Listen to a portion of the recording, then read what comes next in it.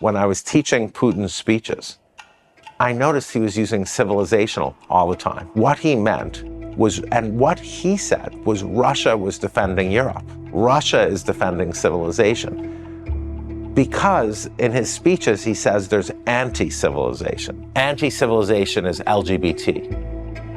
And anti-civilization is not being religious. Civilization is rigid gender roles. Civilization is going to church. It isn't actually like European colonialism. It's more like Nazism. He's saying Ukrainian identity is anti-civilizational. He doesn't view Ukrainian identity as sort of like Europeans viewed African identity. He views Ukrainian identity like Hitler viewed Jewish identity, which means he wants to destroy it and kill everyone. The idea is not that Ukrainians don't have houses and don't have technology. The idea is they're destroying traditions by freedom.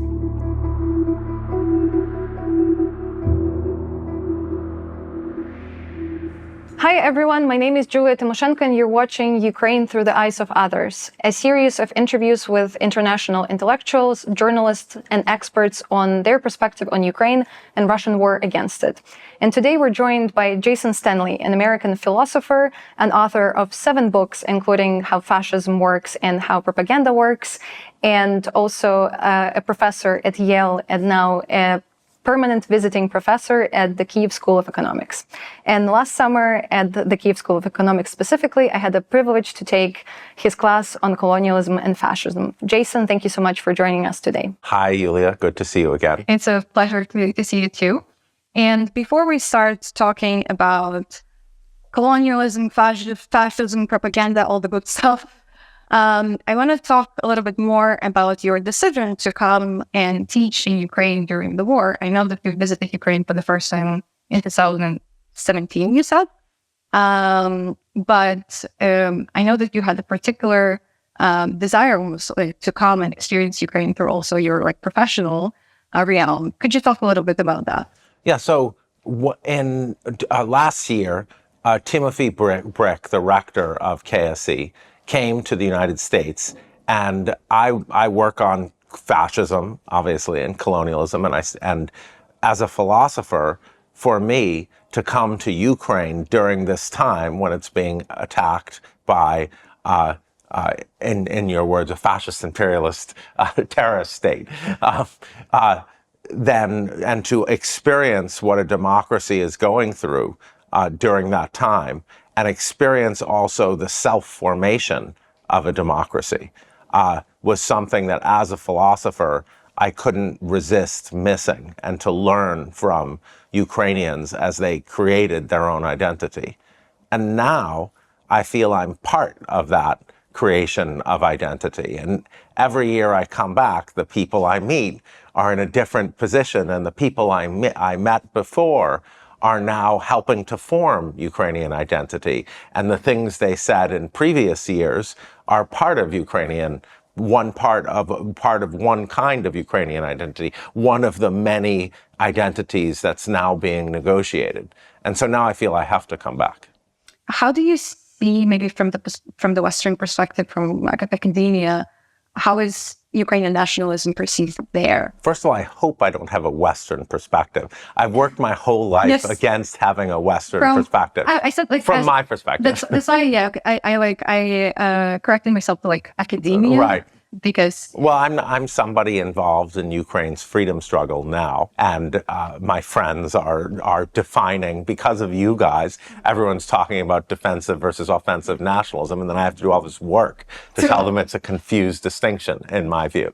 So I see your influence, and well done on doing the influence, but I hate the expression defensive nationalism, because it's allowing yourself to be defined by others. And why would you do that?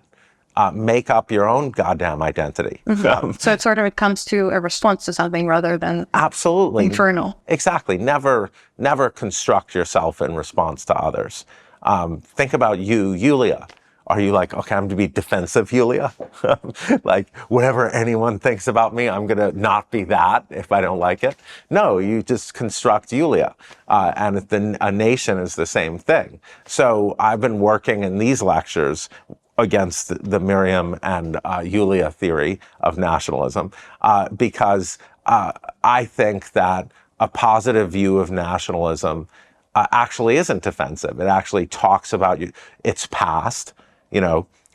Russia says you're fascist. It's clearly not a fascist nation, but it had fascist elements in the past, and you should discuss that. Just like in the United States, if you're not discussing slavery, if you're not discussing indigenous genocide, you're not a proper nationalist. I got challenged in my lecture because there are some people in Ukraine who the United States can't do anything bad. And so, although now you guys are learning, aren't you?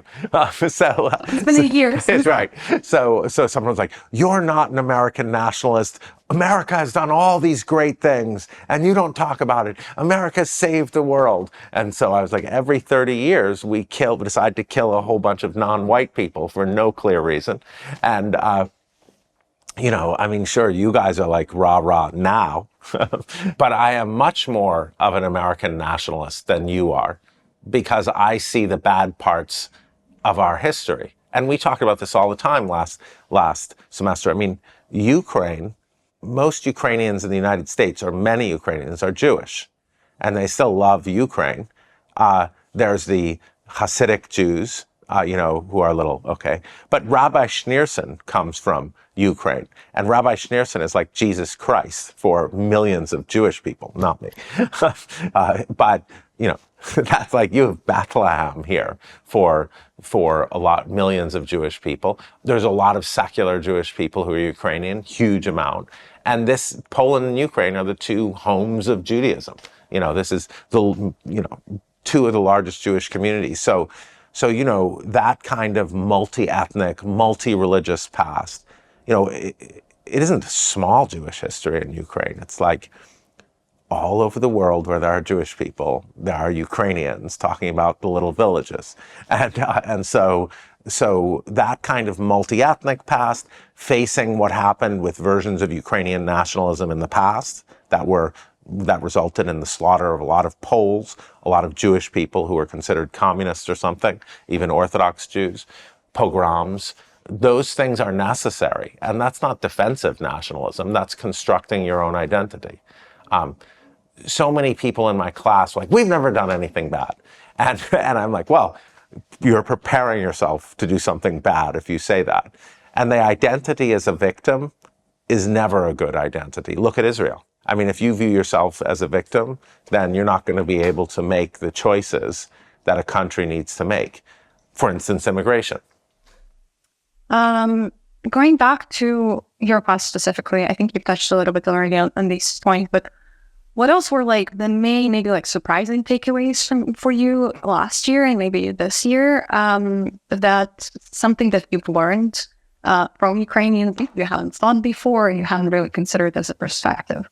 I came here expecting that there was going to be a fixed Ukrainian identity rather than this very rapidly changing one that is in response to public discussions and how quickly it changes, how quickly a certain way of thinking, like Ukraine as a colony, starts out as a radical view and then becomes mainstream. There were some people in the class last year who were like, we're not a colony. We're not Africans. Yeah, there was a perspective as well that because sort of the Russian Empire, it started first and it derives from the history of Kyiv and Rus. It was sort of we helped to create that empire. So it cannot be a colony. Yeah. So there's that aspect as well. There's the aspect that we're the civilized ones and they're the savages, which is colonization is based on a civilized savagism distinction. But I've come to understand both more how Russia views itself and more how Ukraine views itself in the current conflict.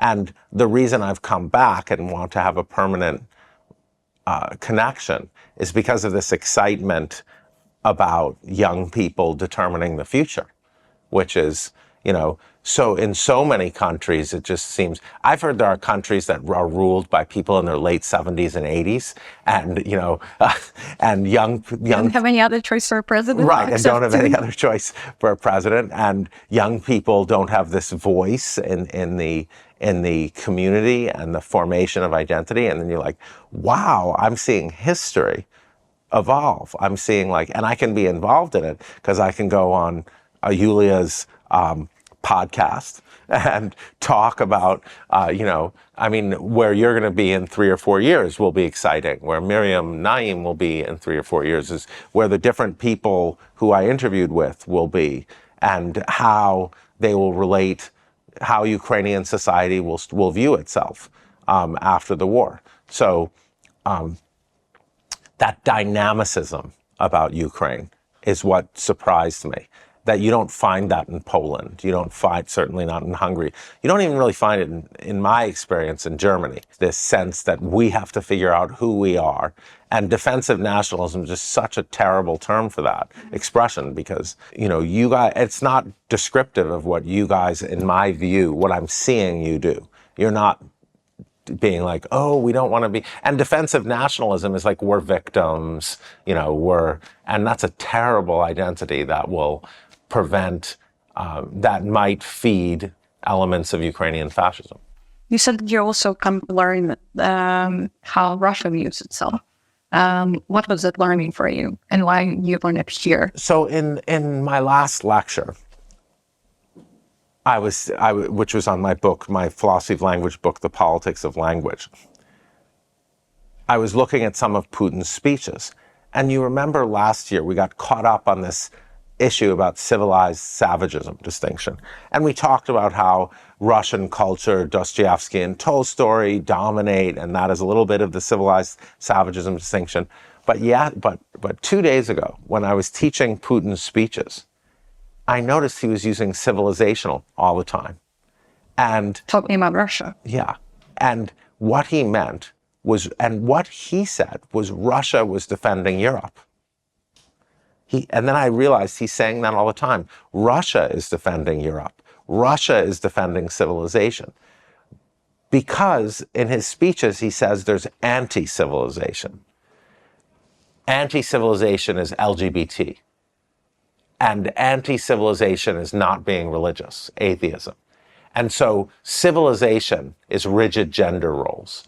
Civilization is women having babies in the home. Civilization is going to church. Civilization is being patriotic. And those are the traditional values of Europe. And I realized that's how he's thinking of civilization. And so it isn't actually like European colonialism. It's more like Nazism. In Nazism, the Jews were behind LGBT. That was the idea. Jews were behind homosexuality. Jews were behind women's equality and feminism, which is great. And Jews were behind, and Hitler called that anti-civilization. Hitler said there are 3 groups. There's the Aryans, who are the only people who've ever created civilization. There's people who just do nothing, in his view, Ukrainians, who neither create Slavs, who neither create civilization nor destroy it. And then there are the Jews who are destroying civilization with feminism, homosexuality, decadence.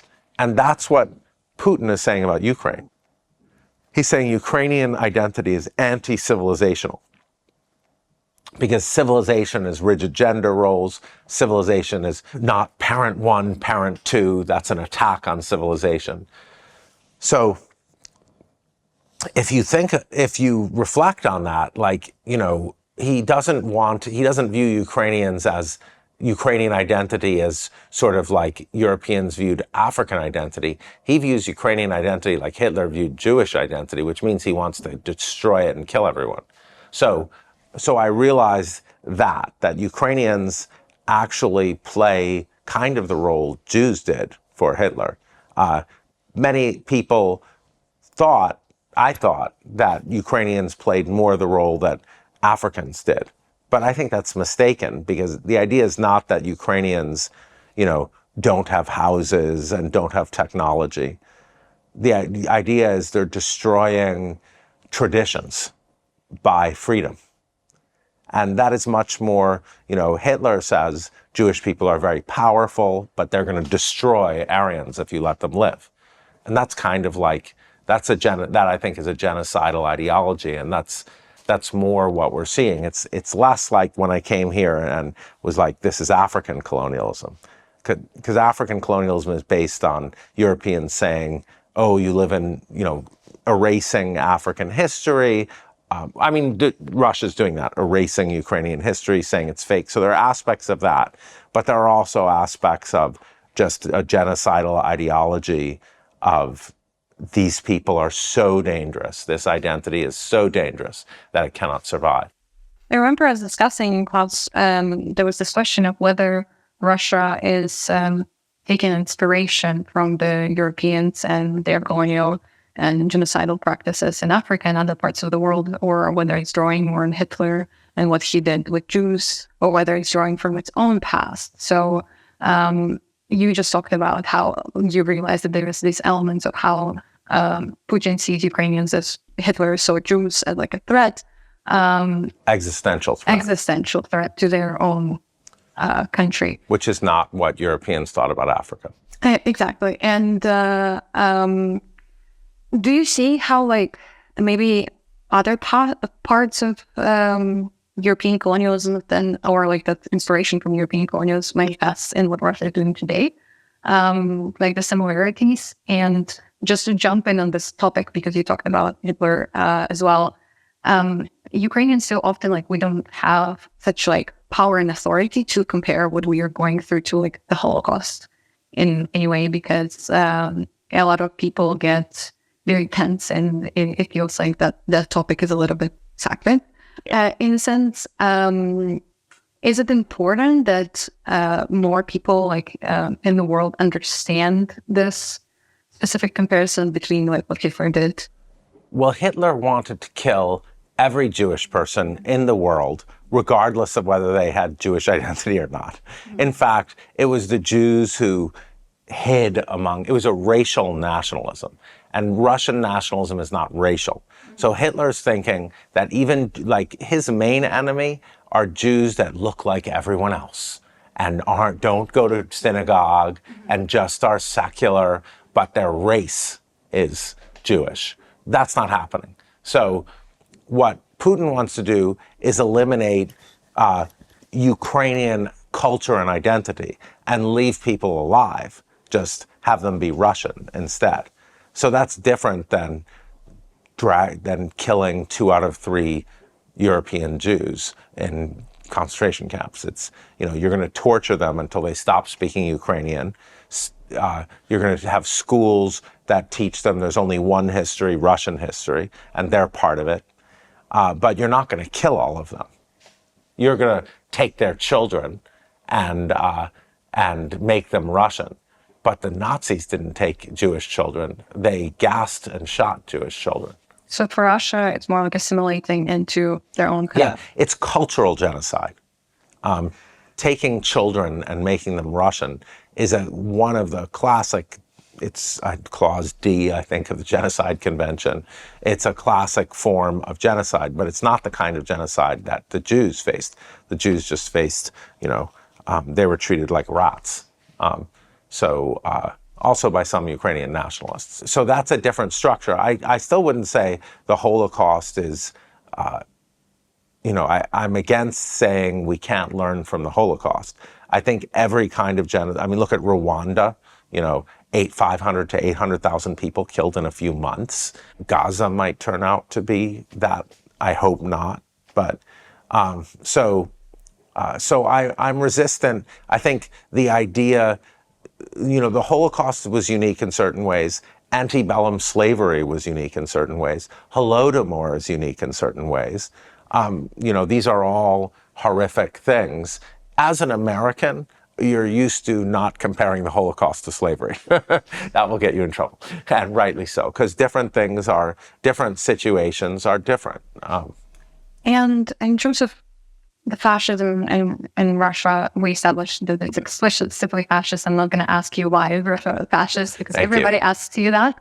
But in your book, How Fascism Works, you talk about, you have a chapter called Victimhood, and you talk about how fascist politics basically make themselves victims and exploit any attempt of sort of equality and see it as a threat to themselves. So, for example, women getting more rights, getting equal pay and paycheck by some people who like feel demasculated by that and view it as a threat, or LGBTQ rights as a threat to traditional family and so on. We see it in obviously very explicit in Hungary, for example, or Poland, or even some US states. But I believe you didn't like mention Russia specifically as an example. Could you provide maybe an example, or how do you see how Russia uses this victimhood and makes itself victim in the relation to Ukraine, or just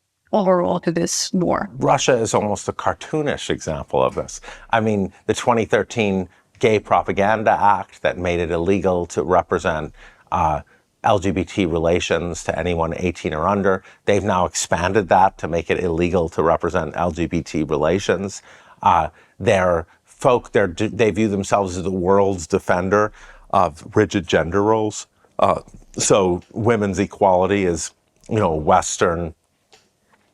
It's funny, they will say it's a Western invention, but they're defending Europe. They're defending traditional Europe. So they're saying, and that's very Nazi, like to say that, it's decadent, LGBT is decadent, women's rights is decadent, certain kinds of art and books are decadent. And that's exactly what you see there. And the idea is that, they're constantly talking about this parent one, parent two thing. Have you noticed that? A little bit, yeah. It's like central to their genocidal project. And that's wild. I think the attack on LGBT worldwide is very central to fascist movements, which should make you realize that defending LGBT is central to democracy. You're not free unless you're... Every time there's an attack on LGBT, because they're then it means that, they're trying to eliminate freedom. Every time there's an attack on abortion, they're trying to limit freedom. So women's freedom, freedom to choose your own sexuality, freedom to identify with a gender. That's a more controversial case, but certainly, but I view it as a kind of central freedom. But this is in taking what Russia's doing is they're saying they're going to be a victim of democracy because democracy brings with it these freedoms. And although in a democracy, you have the choice to live a traditional life, you can choose to be a stay-at-home mother. You can choose to be a macho guy if you want. But in a democracy, you can also make different choices. So a democracy is not an attack on traditions. It just says it's up to you whether to adopt these traditions or not. But Russia's presenting this as democracy forces on your children these identities. And LGBT is the perfect case for this because in every country, 10 to 20% of people are LGBT. So it's a perfect scapegoating group. You want the scapegoat to be like a national minority. A national minority is like Jews were 11% of Poland. Black people are 14% of the United States. Those are good scapegoating numbers because you got the majority of people saying they're other. So Russia, so what you need for fascism is there's an internal enemy, liberals who are allowing immigration in some countries, allowing LGBT, allowing women's rights or promoting them. And they're an internal enemy, and there's an external enemy. The Jews, the Ukrainians, the Chinese. But Russia also says that it's a victim of Western imperialism. And those perhaps around the world who are also considering themselves victim of Western imperialism might, in one or another way, side with Russia or sympathize or believe that it's true that what Russia is doing in Ukraine, somehow it was forced by Western imperial power. Absolutely. So that's why, and we talked about this last year in class, that's why I think it's important for Ukraine not to lose the global South by being like, we're European, we're Europe is spreading and taking us, but to be its own country, to be its own, which when you're in Ukraine, you see Ukrainians are their own country, their own distinctive, history's happening here. People write about this time, it's kind of like the Spanish Civil War, except maybe the right side will win this time. And then, you hope a flourishing civil society will emerge from that. And that representation of Ukraine as a self-determining democracy, tolerant, multi-ethnic, multi-religious democracy, being attacked, being, between Europe and Russia. That is, I think, a more truthful message. Obviously, you want the protections of the European Union. But yeah, there's Russia. I think pointing to the fact that everywhere Russia is in fact doing the opposite of what the Soviet Union did. The Soviet Union promoted democracies elsewhere.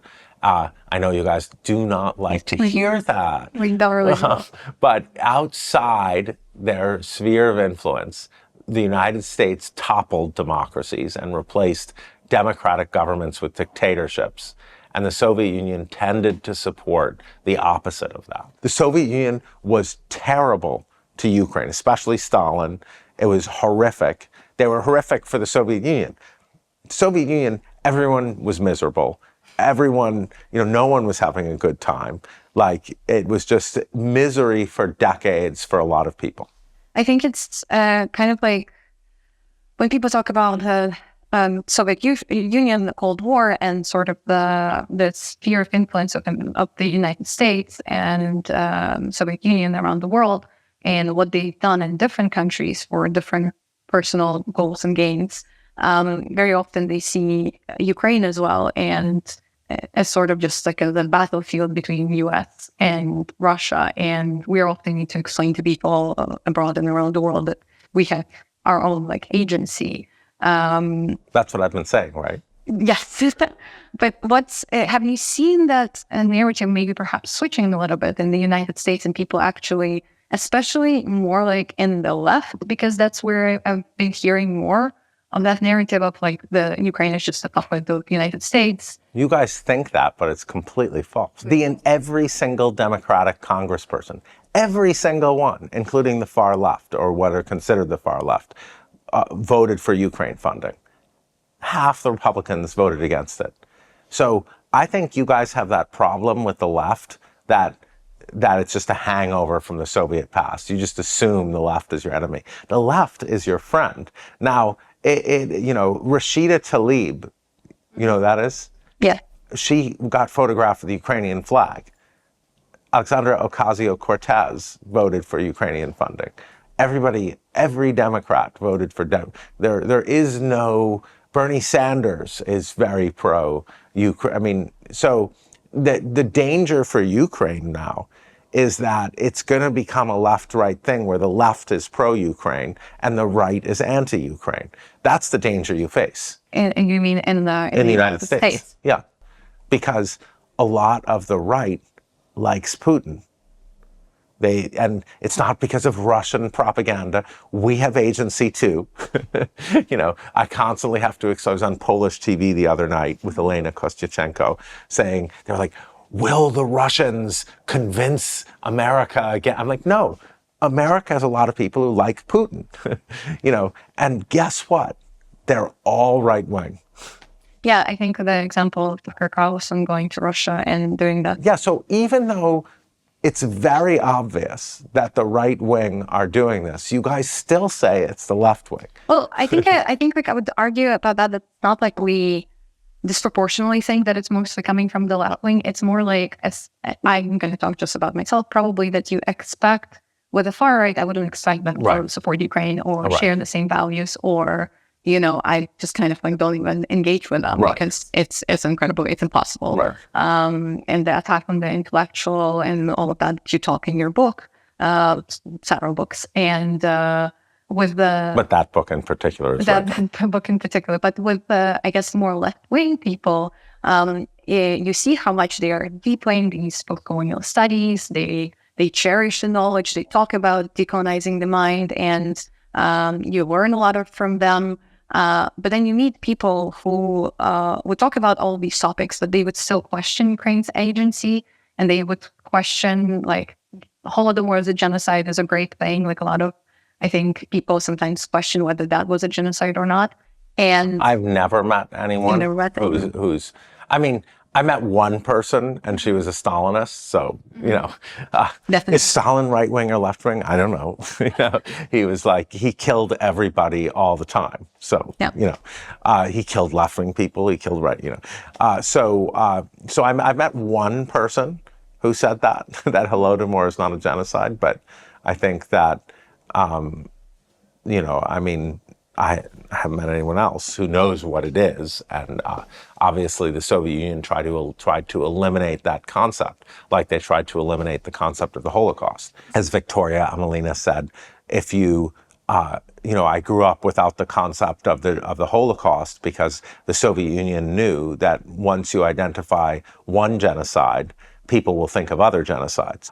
So I think once people have the concept of Holodomor, they regard it as a genocide. So I haven't experienced that. I do agree that I have run into some people on the left who do think Europe, NATO is encroaching on the borders of Russia, and Russia has every right to resist that. I've encountered that, but also I don't really think those people are left-wing, because they also are like, Trump is just normal, and, because they're like, the real enemy is capitalism. Capitalism is problematic. Capitalism is not democracy.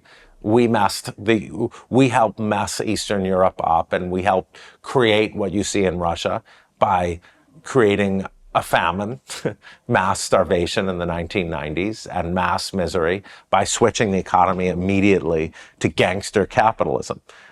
So I get that. I get that there was a bad influence of the West on Eastern Europe. But that's not the only issue. Russia is a fascist, and every left-wing person should be against that, no matter what caused it. A lot of people also, well, I'm obviously generalizing, but a lot of people seem to think that between fascism in Russia and democracy in Russia, there is only the question of death of Putin and sort of like the fall of his regime. While we Ukrainians, obviously, who suffered from them for centuries, know that it's a little bit a bigger question than that. What's in your perspective kind of is a way out for Russia out of this fascist statehood? Right. So, good question. Good way of asking the question. Oleksiy Radinsky says, Putin's fear is Putin thinks that inside every Ukrainian is a Russian. But in fact, inside every Russian is a Ukrainian. And so that's the democratic spirit. And so Radinsky says, that's what Putin is really afraid of, is the Ukrainian spirit of constantly overthrowing leaders that you don't like. And that's the real fear. So I think one has to believe in that. One has to believe that inside every Russian is a Ukrainian. But that's what Putin is afraid of. Putin is afraid of Russians discovering that there's a democracy next door and people are happy and they kind of know these people. Now, one thing, you're a young person, Yulia, so you probably know this. Young people communicate with each other across countries. So I'm guessing that Ukrainian young people play video games with Russian young people, and there is this communication where you're like, okay, we're just talking about, but young people all over the world are communicating with each other now by things like, so the hope is the young people. So you hope that young Ukrainians somehow would have an influence on young Russians? I hope. And yeah, those are some of the ways. I hate the internet will save us. I hate that, and I don't think it's true. However, I've been told by several people that it's not uncommon for Ukrainian 19-year, like during COVID, Ukrainian young people to be playing video games with Russian young people. But wouldn't you also think that it would have like the opposite effect, because Ukrainian young kids who play still with Russia could actually also get their ideas, and that nothing matters. I don't have agency, we haven't done anything wrong. We should be just brothers and sisters and live in peace. No, I think I'm guessing they avoid those subjects when they play video games. Then how can they then reach change? Because through, my 9-year-old son, has a friend. His best friend is from a very pro-Palestinian family, very Muslim. Now, I am highly critical of Israel. I think they're committing a genocide. My 9-year-old does too. However, he doesn't think, he's not as radical as his friend. He hasn't been raised as radical. He doesn't think that Israel should be wiped off the face of the planet or whatever. And they've agreed not to talk about it. So, and they're 9, if 9-year-olds can be best friends, even though they have very strong differences, that's where the hope comes from. And look at, in Ukraine, I've heard that some Ukrainians have family in Russia. Have you heard that? And that hasn't changed anything. I have family in Russia. Right, exactly. But that hasn't changed anything, because I think we've tried to be sort of like friends with them. If you look at whatever was been happening before 2013, it's difficult to call friendship because it was just like a soft overpowering of our country. But those ties, so you're calling whether it's friendships individually or family ties, I think it was rather shocking for a lot of Ukrainians on the February 24th, 2022, that they played almost no role in how the Russians perceived the situation here. And even in my experience, when I was calling my aunt and I was saying, well, she was like, how do you know it's not Ukraine who's bombing you? And I was like, it's not even a question of just... Your aunt. Yeah. Basic, Russian basic understanding of how the world works. What do you mean when Ukraine just woke up and started bombing itself? But it's also a question of it's my reality and I'm telling you and you don't believe. So would you say that propaganda in Russia is preventing from anything like that? I've met Russians in the United States who are not subjected to Russian propaganda, and you know this, as you've already said it to me today, who believe that Ukrainian identity is fake, that they're all Russians. So this is, as we know, part of longstanding Russian ideology. And the ultimate thing is how to change that. And that is, and I'm not saying that family and friends are enough. You asked me about hope. I'm trying to say the basis for hope. Do I think it's easy? No, it's not easy. But here's the thing. Germans and Jews are returning to Germany now because they don't like Israel. They don't like, I got German citizenship. If Germans and Jews can be friends now, then anything can happen. But I think it's a lot of the question as well about understanding your responsibility and recognizing what you've done wrong in the past. That's what the Germans did. Which Russia has never done. I agree. I'm saying they would have to do that. They would have to do that. And guess what? The Germans did it. The Germans didn't. But no, it's the Germans, so they're lecturing the world. We're the best at apologizing. We're the world's foremost apologizers. So it's still the Germans. But, maybe you could trick Russia into saying, you can, tell the world that you're still superior, you're the best apologizers. You're better apologizers than the Germans. But, I think it would be difficult to trick them into it. But in terms of also because Russia is also a colonial empire, within its borders right now. And there's a lot of talks about decolonizing Russia and actually the need of advocating for Russia to break up into smaller countries potentially and liberating those nations. We know Tatarstan and Buryatia, and there is even a movement of people, representatives from those countries who advocate for the sort of the liberation of those territories from Russia. Do you believe that for Russia not to be a fascist imperialist state and actually needs to go through that difficult decolonial breakup? So, Rudinsky, in his work, calls Russia a white settler colonial state. Russia's using its non-white population as cannon fodder in the Ukraine war. All of that has to end. So I'm trying to be hopeful about the future, even though I completely agree there's a lot of reason to be very pessimistic about Russia. The imperialism, the genocidal nature is very old. I don't need to tell you that. Pushkin, it's in Pushkin. But you must be, as Gramsci said, optimism of the will, pessimism of the intellect. So you have to hope for something. Ideally, what Russia would do is not break up into a white country and a bunch of non-white countries.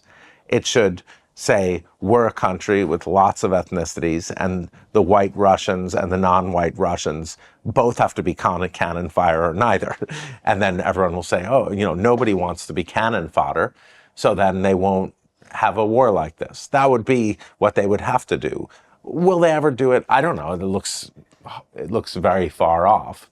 But, I think every country should be a multi-ethnic, multi-religious country. And if it isn't, you risk nationalism, the bad kind of nationalism. Which we see in Russia, yeah. I think it's, they are a multi-ethnic, multi-religious country, but white Russians rule. And white Russians dominate the culture and the politics. And that is not a multi-ethnic, multi-religious democracy. That is a hierarchical society like the Jim Crow South. Yeah, I think, I can see why you want to be hopeful, and I can appreciate your hope, but I think for Ukrainians, obviously, it's really difficult to be hopeful when in this moment, as you're saying, young Russians are killing young Ukrainians. I'm just saying what has to happen, not that it will happen. I think the Russians, I fully agree, it's not just Putin, it's because I've met Russians in the United States who are not subject to Russian propaganda, but nevertheless are imperialist, genocidal, So I know that it's not just, even if they're freed from everything, plenty of Russians would want to eliminate Ukrainian identity. I know that. I'm just trying to say what must happen for that to stop. Just to move away a little bit from Russia and talk about Ukraine specifically, I think that for me, one of the most eye-opening and the most, rewarding intellectually and critically readings that we did in your class in Colonialism and Fascism at the Kyiv School of Economics last summer was Decolonizing the Mind by Ngugi wa Thiong'o, and particularly his views on language and the politics of language. And I just want to read his quote, just because I think for Ukrainians as well, it's very personal and similar as well, where he says that the bullet was the means of the physical subjugation, the language was the means of spiritual subjugation.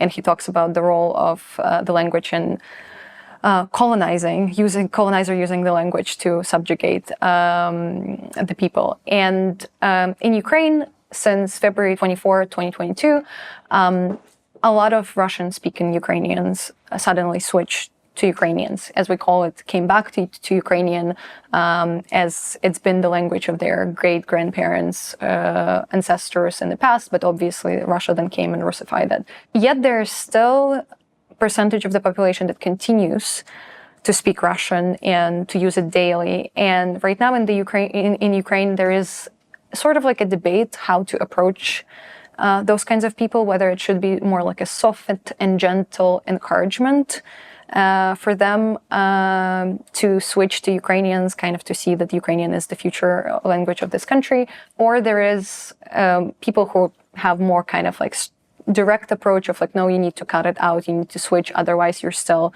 promoting Russian imperial projects here inside Ukraine and you need to decolonize yourself. So I'm just curious, how would you see maybe that Ngugi wa Thiong'o would look at this question of language in the Ukrainian context as somebody who's really familiar with his work? Does Ngugi wa Thiong'o, does he seem like the kind of intellectual who would say you should force people to do things?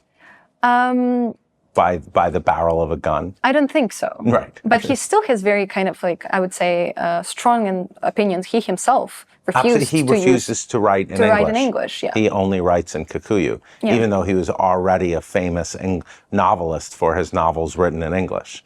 And he wrote his first Kikuyu novel on toilet paper in prison. So he refuses to write in the colonizer's language.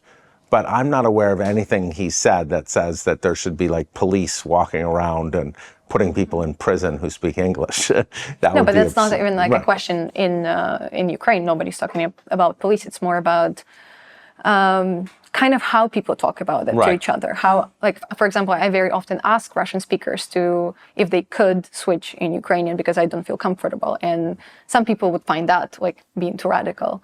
And in Ukraine, it's like, everybody knows Ukrainian. It's not like it's very rarely that people cannot like speak. Well, no, older people, it's different.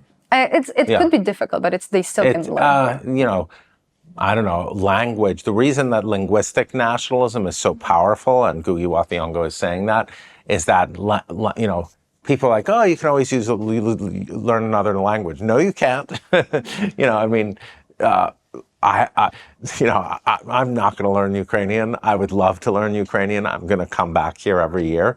Maybe I'll learn a few words, but I probably am not going to learn Ukrainian. You know, it is hard to learn another language. Learning another language, you're a kind of a different person. Like, I speak very good German, and I recently had an interview with a reporter from Der Spiegel who, and we spoke for the first hour in German. And then I switched to English. And he said, always speak English with German journalists. And I said, why? Is my German bad? He said, no, your German is excellent, but you're really boring in German. You're just like a dull person. You're another German. But in English, you're like lively and funny. So people are different because language defines identity. People are different people in different languages.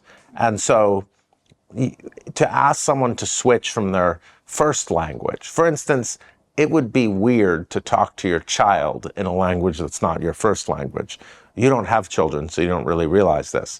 But, you know, all the little cutesy ways of talking to your child, you know, you learn from your parents. And if you learn that in your first language, it's very difficult. But how do you then, like, sort of decolonize the mind? Ngugi wa Thiong'o is dealing with a different situation. He's dealing with a different situation because every single Kikuyu person knows Kikuyu and English. And Kikuyu is their first language. Mm-hmm. So he's just saying, speak your first language. Here, it's a different situation. Here, some people never learned Ukrainian.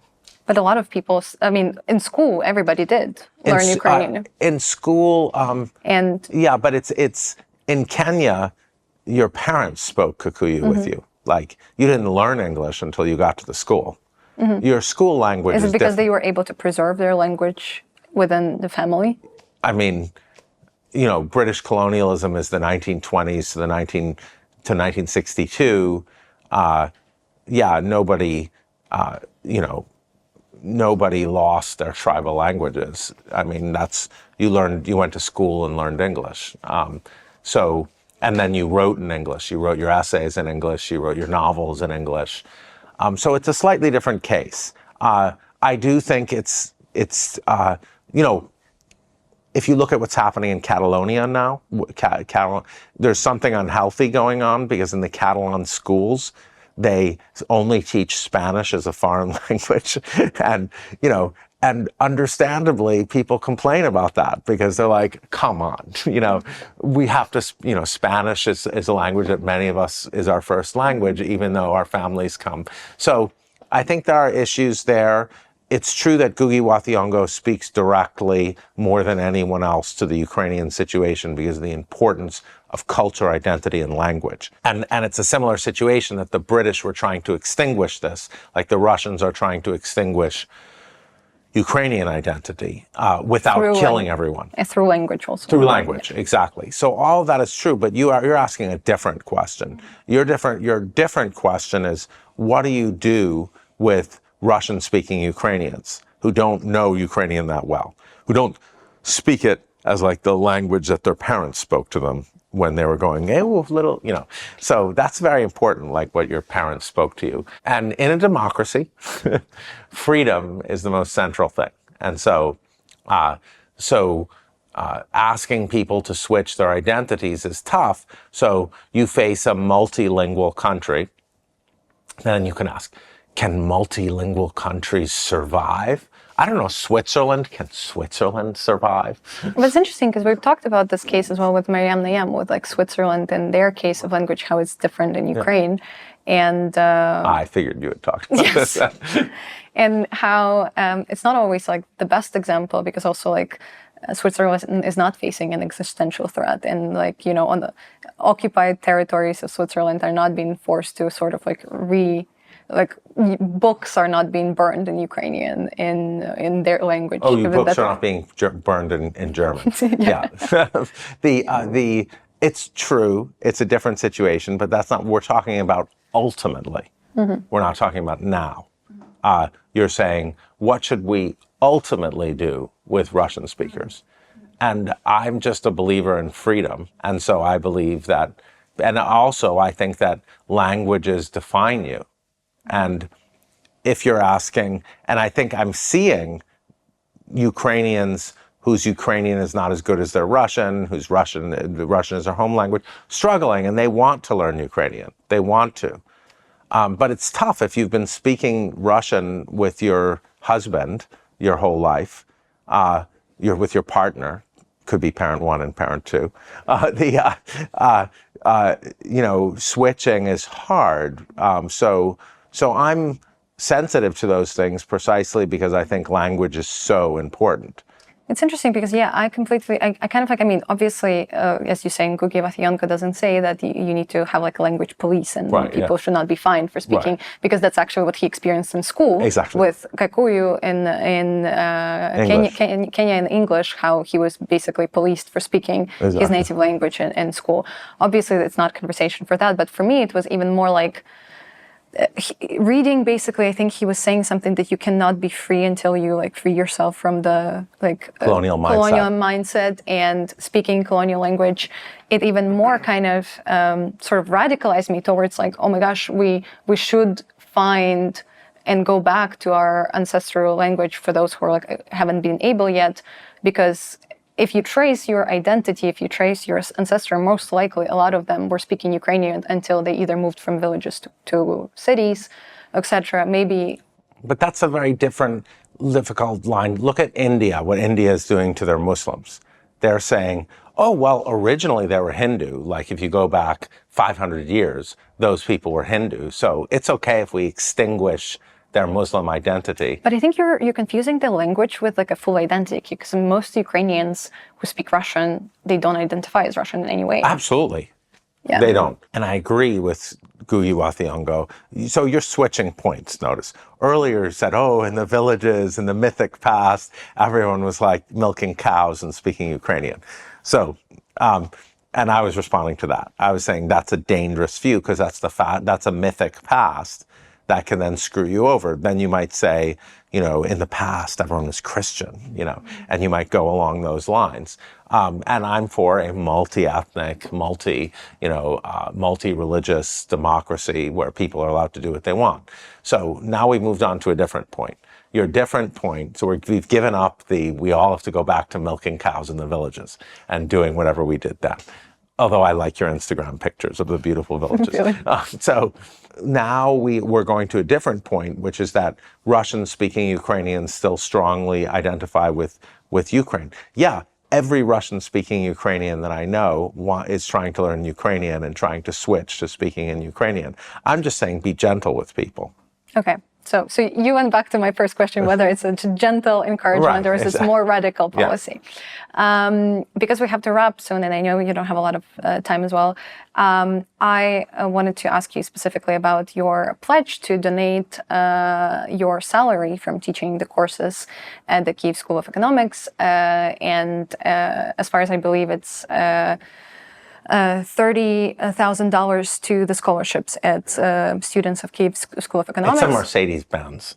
It's okay, yeah. Every year a new one. If you measure it like that.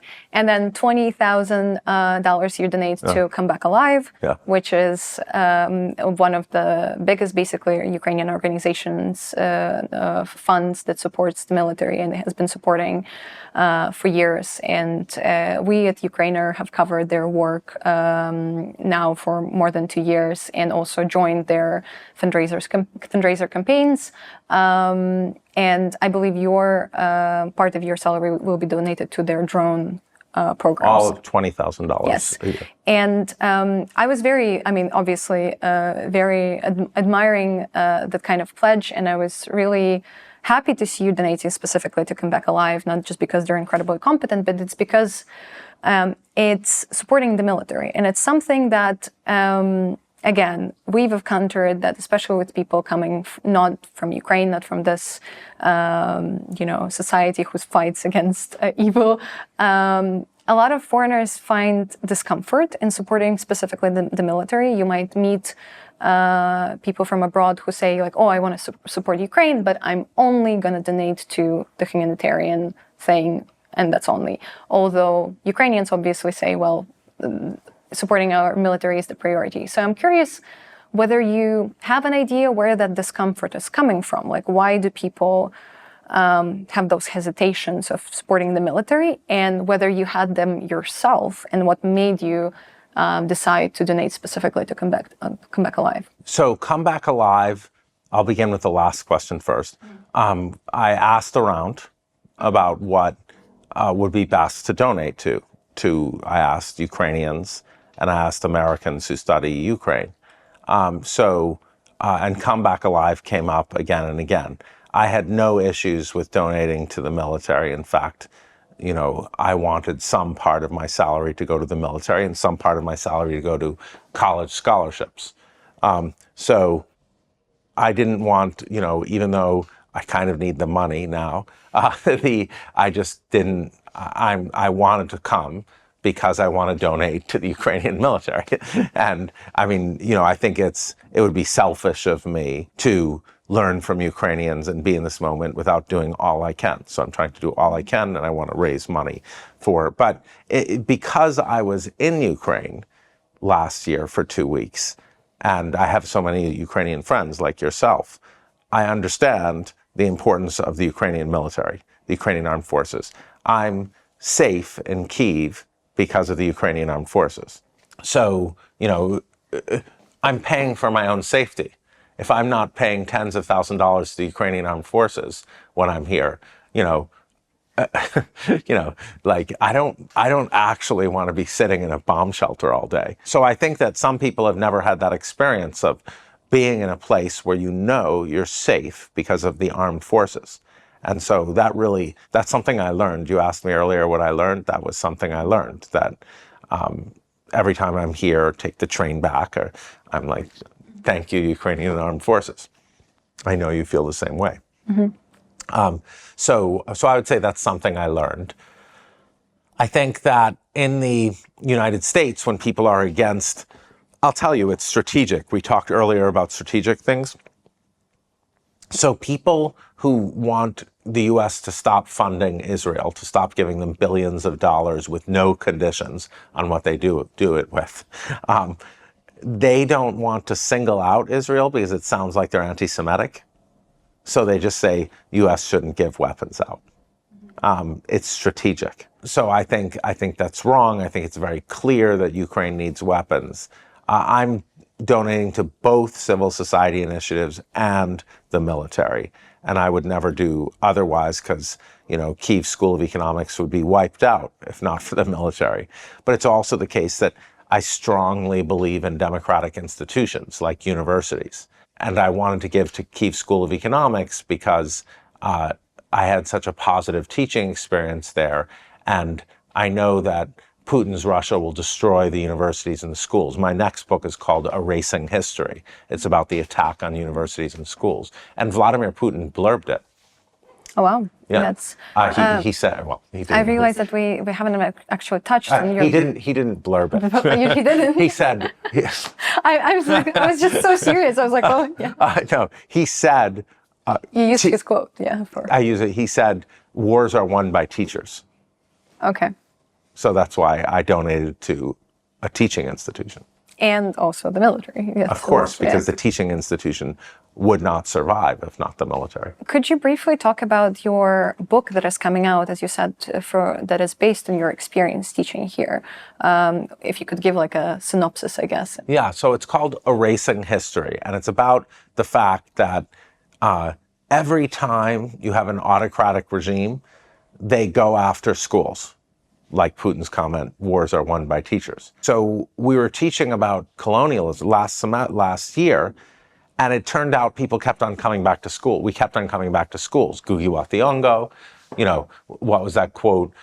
Wars begin with bullets, and they end on the blackboard in schools. So the importance of schools kept coming up again and again. So I decided to write just on the attack on schools. And we're seeing that in the United States. With it's illegal to teach a lot of Black history. It's illegal to teach LGBT perspectives. Russia's Gay Propaganda Act was a ban on what you can do in schools. So it's a whole book about that. And I take, like in How Fascism Works, I take where you're right that Russia was not as forefronted in How Fascism Works. In Erasing History, Russia is. I look at the Russian textbooks that are currently being used. I had a research assistant help me with them. And so you can see how Russia is rewriting history, calling Holodomor an administrative accident, which they've always done, saying that the Georgian incursion into Georgia was helping groups that were being separatist independence movements, saying that they're helping independence movements in Ukraine. I look at textbooks in India where they're erasing the past of Muslims. They're saying Muslims were originally Hindus back in the day. And so and were just converted by imperialism. And and I look at the United States, of course, and our textbooks and how they deal with Black history and Indigenous history. So, and how does your experience of teaching in Ukraine comes into it? It comes into it, first of all, because Ukraine and Russia are a major example, unlike in my book, How Fascism Works. In Erasing History, it's one of the prime examples. I draw on Victoria Amelina, I draw on Rudinsky, I draw on Ukrainian intellectuals, I draw on what I learned from Ukrainians, including yourself. And then it was our class, when you read it, you will see it was our classroom discussions. Okay. It was the indigenous, it was what we all worked through together. Gugi wa Thiongo has a central role because everyone was like, wow. And so I was like, okay, this stands out. And then I realized that indigenous, it was like, you'll read it and you'll just like, oh, wow, this was the class. So, informed by your intellectual engagement. For example, the singling out Gugi wa Thiongo as, we all recognize that together. The phenomenon of decolonizing the mind. Decolonizing the mind starts in schools, right? Colonizing the mind starts in schools. We see what Russia is doing right now to schools in the occupied Ukrainian territories. And I look at the textbooks used in the occupied Ukrainian territories. So that's a central example. So it's all about the schools aspect of colonialism. And, you'll see that it sort of looks like our class. Are you hoping to translate it to Ukrainian and publish it here? Well, How Fascism Works got translated into Ukrainian. Congrats. So I'm very much hoping. No, Yulia, I'm expecting. You're expecting. Because I'm part of Ukrainian culture now, or I hope I'll be back every year. I know some Ukrainian intellectuals, I hope, I mean, I expect, you know, I hope and expect. I mean, Ukraine is going to be one of my regular other countries I go to. Well, we're hoping and excited to see your new book and definitely read it, whether in Ukraine or not. Thank you for your help. I mean, it was done in collaboration with you and other Ukrainians. And students. Wow, that's very flattering to hear. I didn't know that, and had I not met you today, I would have not known that our class discussions impacted you so much. And then last question that we kind of try to ask all of our international speakers, guests that come here, more just about Ukraine. What's your favorite place in Ukraine so far? Well, I've only been in Kyiv. So I can't answer that question. I was going to go to Kharkiv, but that's, as somebody said to me. You decided not to. Right. Well, not because it's dangerous, but because I wouldn't have met anyone. I would have the only experience I would have learned would be the experience of being shelled. And, you know, you could do that in lots of countries. So I can only talk about Kyiv because the train is not really my favorite experience or place. But I love the sort of hipster atmosphere of like, you know, it was something I didn't really expect, the kind of distinctive, you know, relaxed nature of the places I go, the bars and restaurants. Georgian food is fine, you know. Fine. I don't come to Ukraine for Georgian food. It's good. I like the khinkali or whatever, but I like the hanging out in places where people are, you know, where the music is playing and it's kind of relaxed and lots of people are out. You know, I look forward to experience Ukraine, and I like the classroom. Mm-hmm. You know, I'm at home in the classroom, and so I like even when it's sometimes in the bomb shelter. Yeah, I'm very used to my bomb shelter classroom. There's two aspects that I'm dealing with in Ukraine. There's Ukraine's wartime existence, and wartime's a very intense time, as I don't have to tell you. And so that intensity of discussion and interchange and connection, where you're all here being protected by the Ukrainian armed forces, and then there's Ukraine. And I'm not a little villages guy, I hate to tell you. I'm a big city person, I'm a cosmopolitan, I'm decadent, or whatever the Russians are going to say. So Kyiv seems a very lively, cosmopolitan city where, you know, people meet and go out, and I like to go out and talk to people and meet new people. And Kyiv, you know, democracies have these vibrant cosmopolitan cities. That's what democracies have, where people are arguing at tables over beer and cocktails. And that's what Kyiv has, and I love that. Well, I hope you're going to discover more places, more cities, Kharkiv and other like Odessa, Lviv. I'm a little vigilant. And go to villages. I was about to say that because I think there's a lot of beautiful, Ukrainian countryside is beautiful, and you can see it in with your own eyes, apart from seeing it in my Instagram. So thank you so much for this conversation, for this discussion. I hope it wasn't too much for you, but... It was a joy. But yes, I also really enjoyed, and I'm grateful that you keep coming back and bringing your knowledge and perspective, even though sometimes it's the one that we Ukrainians really disagree or don't feel very comfortable with. But I think, as you said, in a democracy, discussions and arguments in the classroom, it's the core value of democracy and our state, and I hope Ukraine is going to cherish that. And I'm really grateful to Kyiv School of Economics for inviting you and allowing them to also interview you today here. Of course. I mean, yeah, it was a shock to come in and see you. Yeah, thank you. Thank you. Thank you so much for watching this episode of Ukraine Through the Eyes of Others. Please share your ideas and thoughts on social media and in the comments, and support our Ukrainian media community through the link in bio.